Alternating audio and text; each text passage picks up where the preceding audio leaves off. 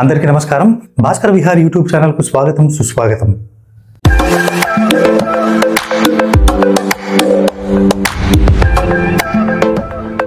నా లాస్ట్ వీడియోలో మనుస్మృతిలో చెప్పబడిన మంచి విషయాల గురించి నేను వివరణ ఇవ్వడం జరిగింది. ఇప్పుడు ఈరోజు ఈ వీడియోలో మీరేం తెలుసుకుంటారంటే మనుస్మృతిలో చెప్పబడిన చెడ్డ విషయాలు, మనుస్మృతిలో చెప్పబడిన దారుణమైన ధర్మాలు, చేసిన దారుణమైన చట్టాలు, వీటన్నిటి గురించి కూడా ఈరోజు నేను ఈ వీడియోలో ప్రస్తావిస్తాను. చివరి వరకు చూడండి, ఎందుకంటే మంచి విషయాల కంటే మనుస్మృతిలో చెడ్డ విషయాలు ఎక్కువగా ఉన్నాయి. కాబట్టి ఈ వీడియో కొంచెం లెంతీగా ఉండొచ్చు. సో చివరి వరకు ఓపికగా చూడండి. Thank you very much.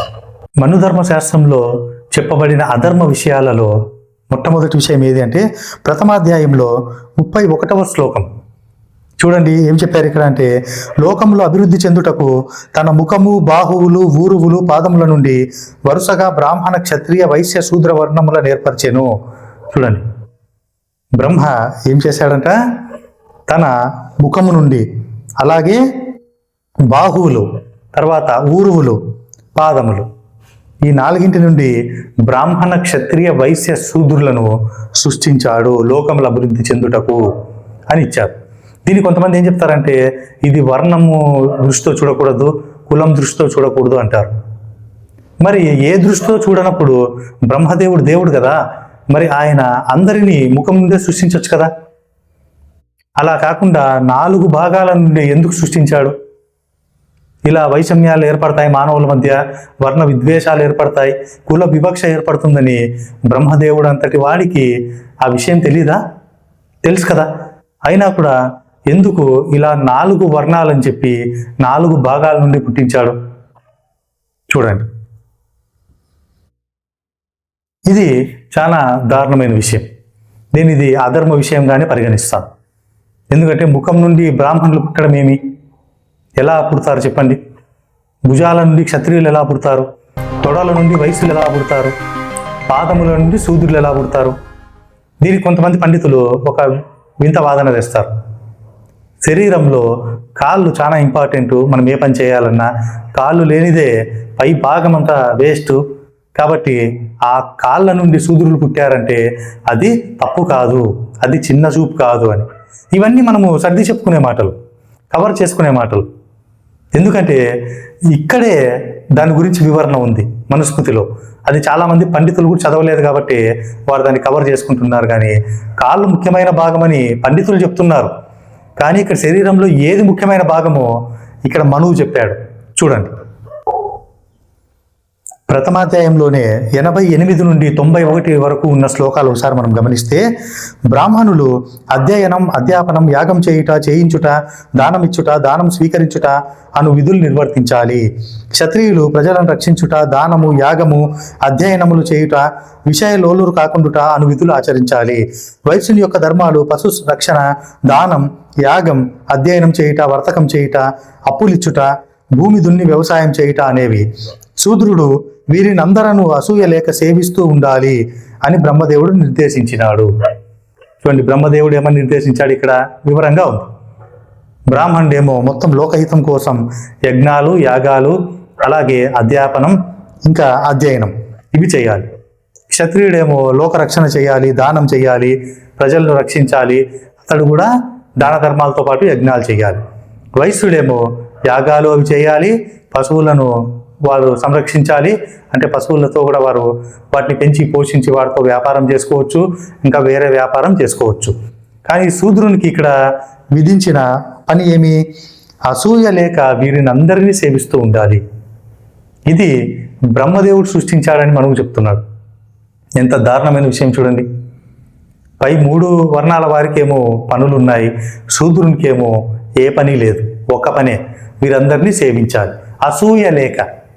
అసూయ లేదు, అసూయ కలగకూడదు అంటే ఎందుకు కలగదు? పై వర్ణాల వారు సమాజంలో గౌరవించబడుతూ, ధనాన్ని సంపాదిస్తూ, గౌరవ మర్యాదలను సంపాదిస్తూ, రాజభోగాలు అనుభవిస్తూ ఇలా ఉన్నప్పుడు కింద స్థాయిలో ఉన్న శూద్రులు వారిని చూసి అసూయ పడరా చెప్పండి? బాధపడరా? సంకుచిత భావానికి లోనవరా? అవుతారు ఖచ్చితంగా. కాబట్టి అలా అవ్వకుండా వారిని సేవిస్తూ ఉండాలని చెప్పారు. కాబట్టి ఇది కూడా మను ధర్మశాస్త్రంలో చెప్పబడిన అధర్మమైన విషయాల్లో ఇది కూడా ఒకటి. ఈ విషయం కూడా నాకు ఏమాత్రం నచ్చలేదు. ఇక్కడ ఒక్కసారి ప్రథమాధ్యాయంలో 92వ శ్లోకం నుండి 95వ శ్లోకం వరకు మనం గమనిస్తే, మానవుని శరీరంలో నాభికి పైభాగం పవిత్రమైనది, దానిలోనూ ముఖం చాలా పవిత్రమైనది. ఇందాక పండితులు ఏం చెప్పారని చెప్పాను, పాదాలే ఇంపార్టెంట్, పాదాలు లేకుంటే ఏ పని చేయలేమని చెప్పారు. కానీ ఇక్కడ మనువే చెప్తున్నాడు ఏమని, నాభి పైభాగమే పవిత్రమైనది, అందులో కూడా ముఖం చాలా పవిత్రమైంది అని చెప్తున్నారు.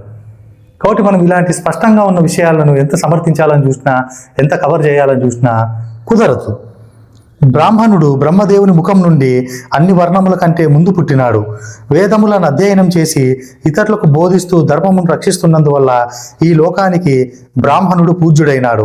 అతనిని బ్రహ్మదేవుడు యజ్ఞ యాగాదులను రక్షించుటకై ధర్మరక్షణ చేయుచు ప్రపంచమునంతా రక్షింపవలెనని తాను తపస్సు చేసి ప్రత్యేకంగా సృష్టించెను. ఈ బ్రాహ్మణుని వల్లనే దేవతలు హవిస్సును, పితృదేవతలు కవ్యమును పూజించగలుగుతున్నారు. చూడండి, బ్రాహ్మణుడు వేదాధ్యయనం చేస్తాడు కాబట్టి, యజ్ఞయాగాలు చేస్తాడు కాబట్టి, బ్రహ్మ ముఖం నుండి పుట్టాడు కాబట్టి, అన్ని వర్ణముల వారి కంటే మొదట బ్రాహ్మణుడే పుట్టాడు కాబట్టి అతడు పూజ్యుడు. అంటే మిగిలిన 3 వర్ణముల వాళ్ళు కూడా బ్రాహ్మణుణ్ణి పూజించాలి, బ్రాహ్మణుని మాటలు గౌరవించాలి. ఎందుకంటే ఇతరులకు అతను ధర్మం బోధిస్తూ ఉన్నాడు, లోకహితం కోసం ఉన్నాడు కాబట్టి అతన్ని తప్పకుండా మిగిలిన వర్ణాల వారు అతన్ని గౌరవించాలి అని ఈ యొక్క శ్లోకాల్లో మనకు చెప్పబడింది. చూడండి, కాబట్టి 3 వర్ణముల వారి కంటే కూడా మొదట వచ్చిన బ్రాహ్మణులే గొప్పవారు.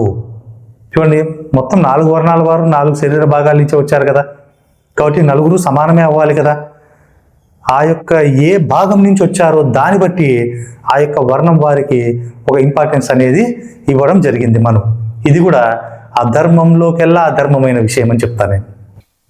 ఇక్కడ ఇంకొకసారి ప్రథమాధ్యాయంలో 96 నుండి 101 వరకు ఉన్న శ్లోకాలు మనం గమనిస్తే, సృష్టిలో ప్రాణులు చాలా గొప్పవి, ఆ ప్రాణుల్లో మనుషులు ఇంకా గొప్పవారు, ఆ మనుషుల్లో బ్రాహ్మణులు ఇంకా శ్రేష్ఠులు. ఎందుకంటే వారు విద్వాంసులు, వారు యుక్తాయుక్త విచక్షణ కలవారు, అంతేకాకుండా బ్రహ్మజ్ఞానం కలవారు, వారు ధర్మరక్షణకై పుట్టినవారు. ఎవరు? బ్రాహ్మణుడు. ధర్మాన్ని ఆచరిస్తున్నందువల్లనే అతడు బ్రహ్మత్వాన్ని పొందుతున్నాడు. అతడు సర్వశ్రేష్ఠుడు, అందరికీ సమీపస్థుడు, కావున ఈ ప్రపంచమంతా అతని సొత్తే. ఇంత ధర్మంగా ఉన్నాడు కాబట్టి బ్రాహ్మణునికి ప్రపంచంలో ఉన్న సొత్తంతా అతందేనంట, బ్రాహ్మణుదే.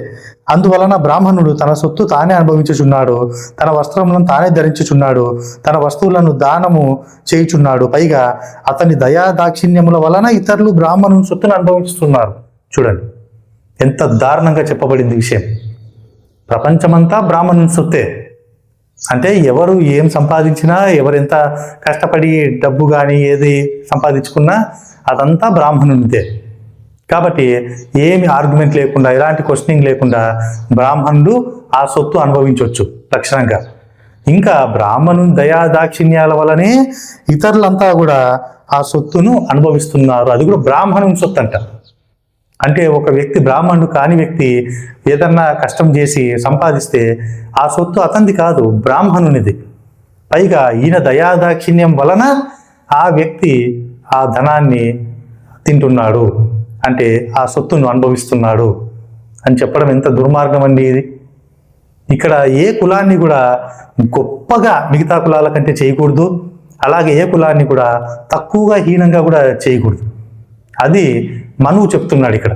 ప్రపంచమంతా బ్రాహ్మణుని సొత్తే, అతని దయా దాక్షిణ్యం వల్ల మిగతా కులాల వాళ్ళు, మిగతా వర్ణాల వాళ్ళు ఆ సొత్తు అనుభవిస్తున్నారు అని చెప్పి. కష్టం అతనిది, సంపాదన అతనిది, ఇందులో బ్రాహ్మణుడి దయాదాక్షిణ్యం ఏమిటి?